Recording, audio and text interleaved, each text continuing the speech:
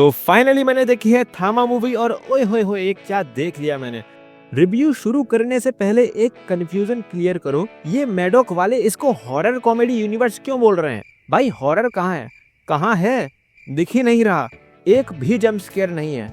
मेरे ख्याल से इसका नाम होना चाहिए मैडॉक सुपरनेचुरल कॉमेडी यूनिवर्स, क्योंकि सुपरनेचुरल चीजें बहुत हैं और कॉमेडी वो भी है। अब ट्रेलर में तो दिखा दिया था कि आयुष्मान खुराना बेताल बनेगा। मूवी शुरू होती है और भाई 15 मिनट 30 मिनट 45 मिनट हम इंतजार कर रहे हैं कि आयुष्मान कब बेताल बनेगा, लेकिन नहीं। फर्स्ट हाफ में तो भाई पूरा ड्रीम गर्ल बना हुआ है नॉर्मल इंसान, जिस वजह से फर्स्ट हाफ इतना स्लो लगता है कि मैं अपने पॉपकॉर्न के दाने गिन रहा था। और ऊपर से एक आइटम सॉन्ग, मतलब क्यों? किस लिए? बजट ज्यादा हो गया था क्या? फिर आता है इंटरवल और आयुष्मान बनता है Betaal and I am like thank God, वरना मैं तो कंबल ओढ़ के सोने वाला था थिएटर में। लेकिन भाई इंटरवल के बाद जो मूवी ने गियर पकड़ा ना, चीते की रफ्तार नहीं, सीधा भेड़िए वाली रफ्तार। अब इसके पहले मैं स्पॉयलर्स पर जाऊं तो उससे पहले मैं उनको बता दूं जिन्होंने मूवी नहीं देखी कि मूवी एंटरटेन करेगी नो डाउट, लेकिन फर्स्ट हाफ बोर कर सकता है और सेकंड हाफ को आप बिल्कुल मिस नहीं कर सकते, क्योंकि वो यूनिवर्स की स्टोरी को आगे बढ़ाने के लिए बहुत ज़्यादा इम्पोर्टेंट रोल प्ले करता है। अब बात करेंगे स्पॉयलर्स पर, तो जिन्होंने मूवी देख ली है या जिन्हें स्पॉयलर्स से कोई फर्क ही नहीं पड़ता वही आगे देखें। बाकी लोग पहले मूवी देख लो फिर आगे की वीडियो देख लेना।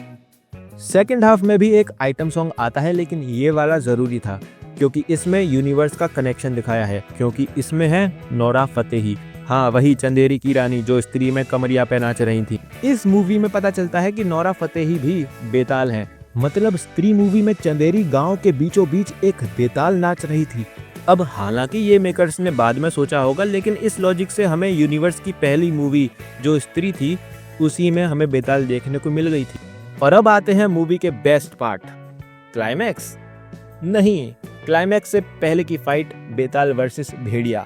अब हुआ क्या, स्त्री 2 में सरकटे ने भेड़िया को इतना मारा कि बेचारा भास्कर की भेड़ियागिरी निकल गई और वो ट्रांसफॉर्म ही नहीं हो पा रहा, बेबस हो गया बेचारा।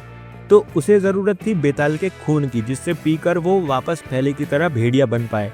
और आयुष्मान खुराना जो बेताल बन चुके हैं उन्होंने ले भाई तू भी क्या याद रखेगा बोल के अपने खून की एक बूंद पिला दी और भेड़िया बन गया भेड़िया 2.0, सीधा 10,000 गुना ज्यादा ताकतवर भाई, फुल हल्क मोड ऑन। और सीन ऐसा हो गया है कि अब भेड़िया को पूरा खून पीना है आयुष्मान खुराना का, तब जाके उसकी प्यास बुझेगी। लेकिन ट्विस्ट, आयुष्मान खुराना को पता चलता है कि असली विलन नवाजुद्दीन सिद्दीकी को सरकटा जेल से भगा के ले जाता है मूवी के एंड में, और उसे पता है कि नवाजुद्दीन सिद्दीकी पहले से ज्यादा ताकतवर बनकर आएगा और उससे लड़ने के लिए उसे और ताकतवर बनना पड़ेगा, जिसके लिए उसे भेड़िए का खून पीना पड़ेगा। तो अब आलोक को भेड़िए का खून पीना है ताकतवर बनने के लिए। तो सीन ये हो गया है, थामा भेड़िए के पीछे, भेड़िया थामा के पीछे, टू मच फन। भाई ये सुपरनेचुरल टॉम एंड जेरी बना दिया है। और मेरी मेकर्स से एक ही रिक्वेस्ट है, अगर इनकी अगली मूवी आए ना भेड़िया वर्सेस थामा या जो भी, तो प्लीज छुपा छुपी मत खेलना, एकदम A-rated R-rated वायलेंस मूवी बनाओ, खून खाल हड्डियां, मतलब मजा ही आ जाए। कॉमेडी की बात करें तो हिट एंड मिस है, कहीं हंसी आती है और कहीं लगता है भाई जोक मारा था क्या। लेकिन एक बंदा जना, हाँ वही स्त्री वाला जना, भाई ये आदमी पूरे यूनिवर्स का फेविकोल का जोड़ है। इसी ने पूरे यूनिवर्स में कनेक्शन बिठा के रखा है, जितनी देर आता है फाड़ देता है। और मैं कहता हूँ यही मेन हीरो है जिसका कैमियो भी हिट है। पर भाई विलन की बात करूँ तो नवाजुद्दीन सिद्दीकी विलन से ज़्यादा विक्टिम लग रहा था। पूरी मूवी में मैं थामा हूँ चिल्लाए जा रहा, अब क्या थामा है, तेरे ही लोग तुझे जेल में डाल रहे हैं, खाना भी ढंग का नहीं खिला रहे, इतनी फुद्दू पोस्ट है थामा की। और ये पहली ऐसी सोसाइटी देख रहा हूँ जिसने अपने राजा को ही जेल में डाल दिया। और हाँ, मूवी में एक चीज़ अच्छी क्लियर की है कि ये बेताल है, वैम्पायर नहीं। वैम्पायर धूप नहीं झेल सकते, शीशे में नहीं दिखते, वहीं बेताल सब कर सकते हैं, धूप भी झेल सकते हैं, शीशे में भी दिख सकते हैं। सिमिलरिटी दोनों में बस इतनी है कि दोनों खून पीते हैं। और बेताल के ओरिजिन के बारे में मूवी में ऐसा बताया है कि रक्तबीज एक असुर था जिसका खून अगर धरती पर गिरता तो उसमें से एक और रक्तबीज पैदा हो जाता, और इस रक्तबीज को मारने के लिए माँ काली जी ने बेताल बनाया है, जो रक्तबीज का खून पी सकें और कोई दूसरा रक्तबीज पैदा ही ना हो। अब ऐसा असलियत में नहीं हुआ था, माँ काली जी ने कोई बेताल वेताल नहीं बनाए, उन्होंने खुद उस रक्त बीज का खून पिया और रक्त बीज का वध किया था। तो यहाँ पर साफ दिखता है कि मूवी के मेकर्स ने क्रिएटिव लिबर्टी ली है। मूवी में सब कॉमेडी नहीं है। एक सीन है परेश रावल का, जब उन्हें पता चलता है कि उनका बेटा मर चुका है।